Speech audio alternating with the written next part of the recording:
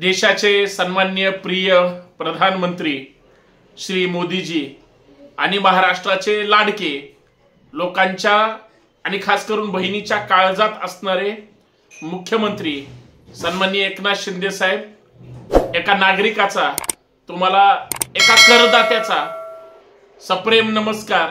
एक पत्र पाठवतोय साहेब, तुम्हाला एक पत्र लिहिलंय. एक लाडका करदाता योजना तुम्ही काढावी अशी महाराष्ट्रातल्या तमाम आमच्या सारख्या हजारो लाखो करोडो जे टॅक्स भरतात त्यांच्यासाठी योजना काढावी अशी आपणाला हात जोडून विनंती. कारण तुम्ही जो काही देश चालवताय, तुम्ही जे काही राज्य चालवताय, आमच्या करदात्यांच्या जीवावर आहे. आणि मग ते आम्ही जर कर नाही भरला तर मग तुम्ही काय करणार? म्हणून लाडका जर करदाता योजना काढली तर बरं होईल. तुम्ही कशी लाडकी बहिणी योजना काढली तशी माननीय प्रधानमंत्री महोदय, माननीय उपमुख्यमंत्री महोदय पत्रास कारण की लाडका करदाता अशी योजना सुरू करण्याबाबत असे पत्र माननीय महोदय आपणास लिहित आहे. आणि एक करदाता म्हणून आपण आमच्या विनंतीला एक तुम्ही प्रधान म्हणून, तुम्ही मुख्यमंत्री म्हणून आमची तेवढी मागणी मान्य करावी. कारण आम्ही प्रामाणिकपणे आमची इच्छा असो किंवा नसो, बरोबर आमच्या खिशाला, आमच्या त्या पॉकेटला तुम्ही कात्री लावण्याचं काम करता. तुमचं मीटर पडतं, आमचं मात्र कटिंग होतं. म्हणून लाडका करदाता योजना आपण सुरू करावी. माननीय मुख्यमंत्री महोदय, आशा आहे की तुमच्या निवडणुकीच्या चिंतांमधून थोडा वेळ काढून माझं हे पत्र तुम्ही वाचाल, ऐकाल. हवं तर विरंगुळा म्हणून, हवं तर एक थोडं वेगळं काहीतरी वाचायचं म्हणून, ऐकायचं म्हणून तुम्ही याच्याकडे लक्ष द्या. कदाचित तुम्हाला माहित नसेल की तुमचा ज्या काही योजना चालू आहेत, मग तुमची लाडकी बहीण योजना असेल, लाडका भाऊ योजना असेल, अजून वेगळ्या वेगळ्या लोकप्रिय योजना, तुम्ही जी काही लोकप्रियता मिळवली ती खरं तर पाहून मन भरून येतं. आता लोक मतदान करतील, तुमच्या पाठीशी राहतील, हा संशोधनाचा विषय महोदय. परंतु तुम्ही मात्र लोकप्रियता मिळवली याच्याबद्दल काही शंका नाही. प्रत्येक ठिकाणी चर्चा चालू आहे योजनेची, प्रत्येक ठिकाणी वेगळं वेगळं वातावरण सुरू आहे. समाजामध्ये सुद्धा वेगळ्या वेगळ्या चर्चा सुरू आहेत.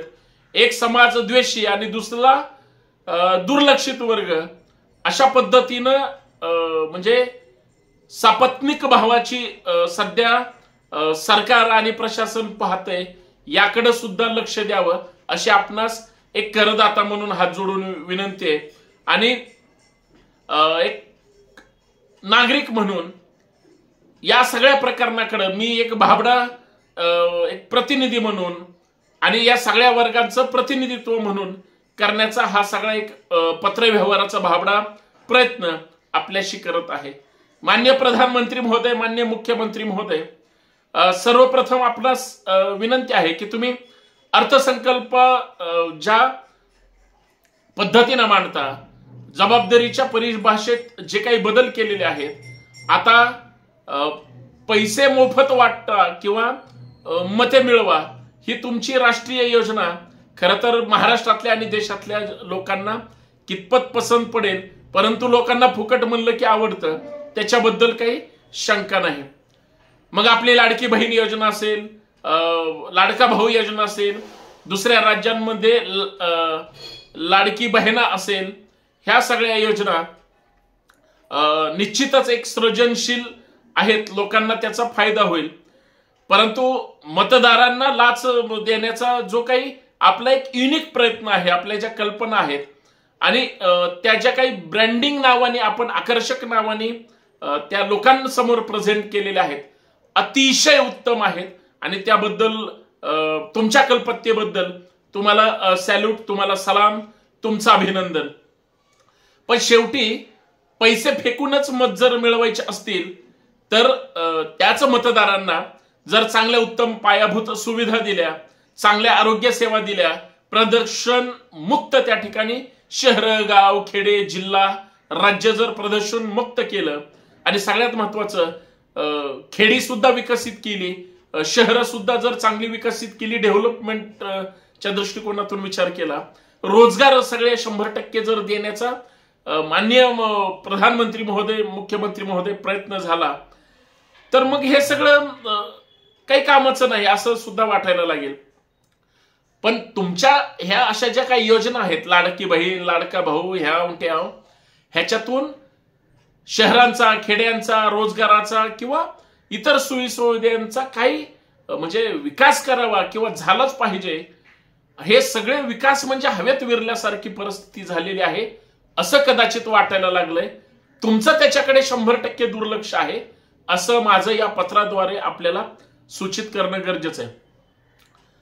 सगळ्यात महत्वाचं, ह्या ज्या फुकट खाण्याच्या म्हणजे जसं यात्रेला गेले, बाजारात गेले तर आई वडील, आम्ही लहान असताना रेवडी घेऊन यायचे किंवा काहीतरी खाऊ खायला घेऊन यायचे, अशा ह्या योजना आहेत.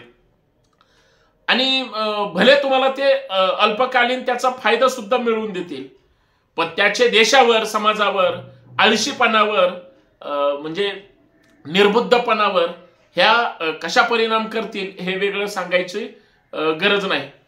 आणि ह्या भयानक परिणाम घडवून आणणार आहेत. कारण फुकटच्या रांगेमध्ये ज्या पद्धतीची गर्दी आणि मारामारी होते ती उघड्या डोळ्यांनी पाहायला समाज तसा तयारच आहे. आणि या योजनेचा कसा परिणाम होऊ शकतो हे माननीय प्रधानमंत्री महोदय, मुख्यमंत्री महोदय तुमच्या समोर मांडण्याचा एक प्रामाणिक 8-10 मुद्द्यांवर प्रयत्न करणार आहे. तर तो परिणाम क्रमांक 1 असा आहे की तुम्ही हे सगळं देताय, आम्ही मात्र करदाते म्हणून ते सगळं भोगण्याचं काम करतोय. तर पहिला परिणाम असा आहे, आळशीपणाची संस्कृती आपण महाराष्ट्रामध्ये निर्माण करताय असं वाटतं. फुकटचं धान्य, घरबसल्या पैसे आणि निवडणुकीच्या तोंडावर मग मोबाईल असेल, पंखे असेल, टीव्ही असेल, अशा तुम्ही गोष्टी देताय की लोकांना आता काम करायची गरजच नाही. म्हणजे ह्याच गोष्टी जर आयत्या मिळत असतील तर मग कशाला काय संघर्ष करायचा. दुसरा महत्वाचा परिणाम आहे, करदात्यांच्या जो काही कष्टाचा परतावा आहे तो तुम्ही इतरांना पैसे वाटण्यात ज्या पद्धतीनं व्यस्त आहात, पण काही लोक अजूनही कष्ट करून कर भरतात, प्रामाणिकपणे कर भरतात. आणि कर नाही भरला, तारीख जर पुढे गेली तर तुम्ही लगेच त्याला आकडा टाकता आणि त्याचं हाय नाही ते सगळं बंद करून टाकता. हे तुमचं फार महत्वाचं सगळं चालतं. बिचारे ते कष्ट करतात आणि मग ह्या सगळ्या कष्टाचा परतावा म्हणजे काय देता तुम्ही? तर मग या सगळ्या ह्याच्यामध्ये प्रचंड भाववाढ झाली की सध्याची जी विकास तर बाजूला पळूनच गेलाय, पण खड्डे ज्या पद्धतीचे शहरात खड्डे आहेत की खड्ड्यात शहर आहेत हे सुद्धा कळायला मार्ग नाही. वाहतूक कोंडी आहे, थोड्या पावसानं अख्खा रस्ता वाहून जातो. सध्या विजेचे दर भयानक वाढलेत. जिथं 200-400 रुपये वीज बिल येतं तिथं आता तुम्ही 1000-1500च्या खाली वीज बिल यायला तयार नाही. प्रदूषण वाढलंय, भ्रष्टाचार वाढलाय, पायाभूत सुविधांची वाट लागली. याच्याकडं आळशीपणानं अजून त्या ठिकाणी दुर्लक्षित केलं जात आहे. सगळ्यात महत्वाचा तिसरा परिणाम आहे, ब्रेनडेड किंवा एक स्थलांतराचा एक विचार जर थोडा बारकाईनं केला. फुकट्या योजनांनी युवक वर्गाला कर आणि निकृष्ट सुविधांची तुलना यांचा जर आपण तुलना केली तर ती फार भयानक असेल आणि युवा वर्गांना त्याच्यापासून फार त्रासदायक सुद्धा होण्याची शक्यता नाकारता येत नाही. बाहेरच्या देशाचा जर आपण विचार केला तर युरोप असेल किंवा अमेरिका असेल, तिकडे लोक स्थायिक होण्यासाठी किंवा जर प्रयत्न करू लागले तर भारत मात्र वैचारिक दृष्ट्या म्हणजे विकलांग होईल, अपंग होईल आणि भारत कधीच विकसित होऊ शकणार नाही हे सुद्धा नाकारता येणार नाही, भले तुमची योजना तात्पुरत्या स्वरूपाची असली तरी.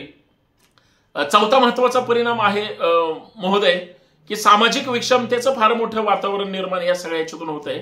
कारण ज्या प्रकारे आरक्षणाचा मुद्दा गरजेचा असताना सुद्धा सामाजिक तेढ निर्माण करण्यापर्यंतचा जो प्रयत्न झालाय, जातीमध्ये विष कालवलं जातंय, काही तथाकथित नतद्रष्ट धर्मात वाद लावण्याचा प्रयत्न करताय. एका बाजूला गरिबी आहे, दुसऱ्या बाजूला श्रीमंती आहे.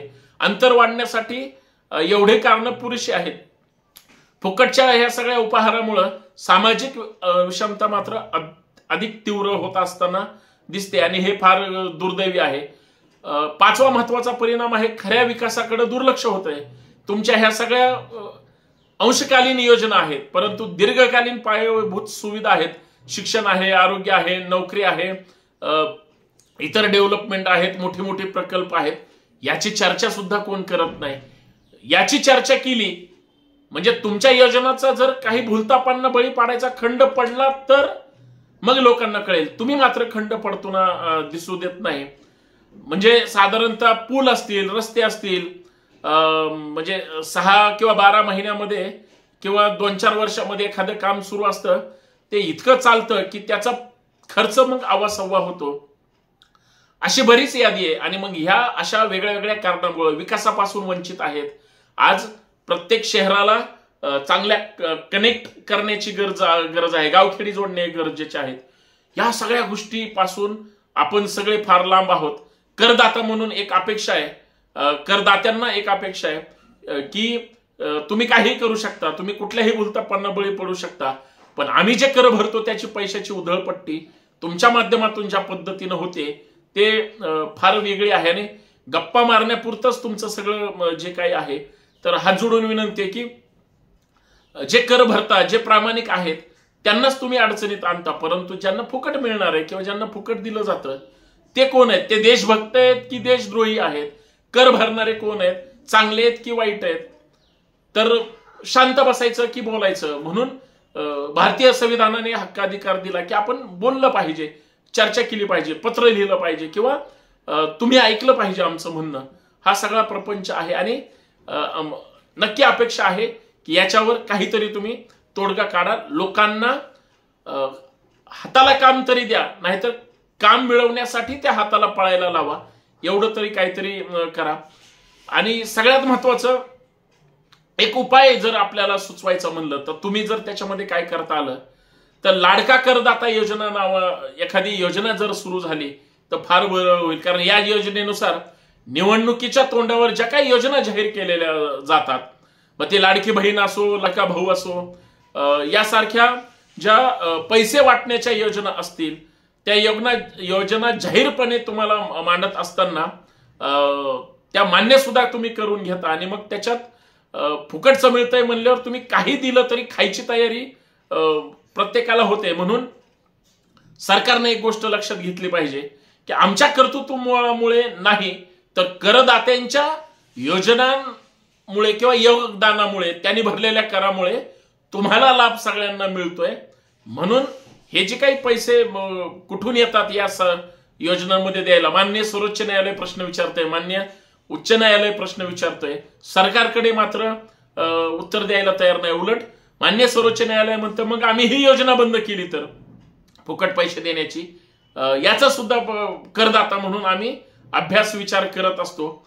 आणि मग करदात्यांना योगदानाची वास्तविक किंमत जर काय पाहिजे असेल, अधिक सक्रियपणे जर काही प्रेरणा मिळवायची असेल तर आपण लाडका करदाता योजना ही राबवली गेली पाहिजे असं वाटतं.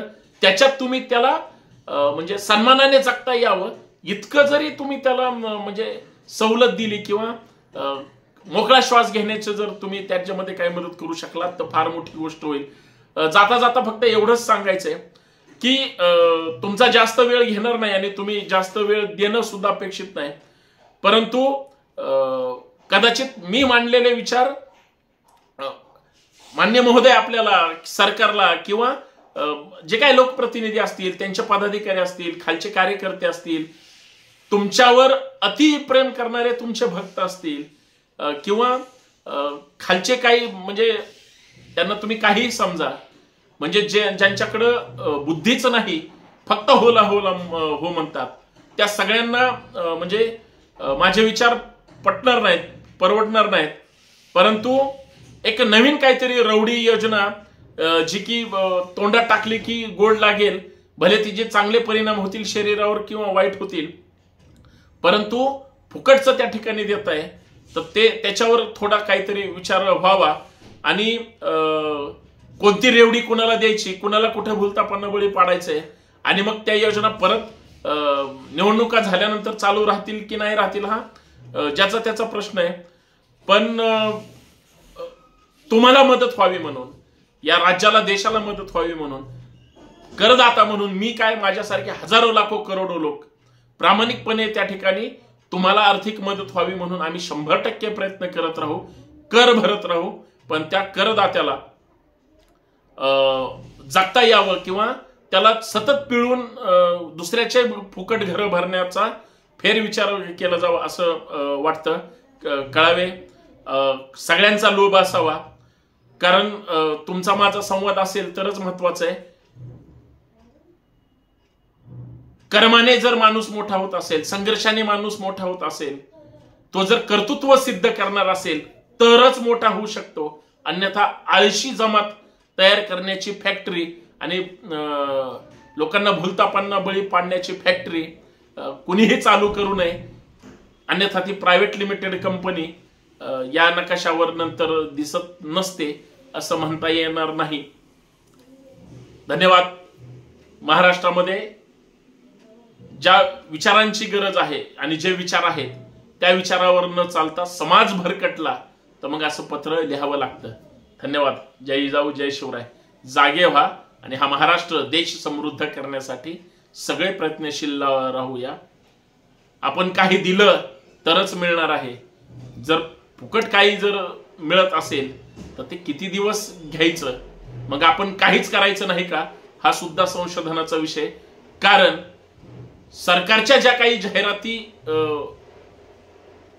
टीव्हीवर लागतात, बायको स्वतःला साडी नवीन घेते, मुलांना त्या ठिकाणी कपडे लत्ता घेते आणि नवरा म्हणतो हे सगळं कुठून आणलं, ती म्हणते मला त्या 1500 रुपयांनी हे सगळं मिळालं. याचा अर्थ निष्क्रिय नवरा आहे का? नवरा आतापर्यंत काहीच घरात करत नव्हता का? नवरा म्हणजे बिनकामाचा आहे का? आणि मग त्याच 1500 रुपयांनी फक्त घर चालणार का? असं काहीतरी दाखवून लोकांना भ्रमनिराश करणं किंवा पुरुष प्रधान संस्कृती किंवा पुरुषांना नाकर्त बनवण्याचा कार्यक्रम जाहिरातीतून सुद्धा सुरू आहे. म्हणून एवढं सगळं बोलावं वाटलं. करदाता आहे, बरेच असाल, तुम्ही सुद्धा असाल, जे जे कर भरत असतील त्यांच्यापर्यंत पाठवा. शेवटी आपण भारतीय आहोत. धन्यवाद. जय जिजाऊ, जय शिवराय, जय महाराष्ट्र.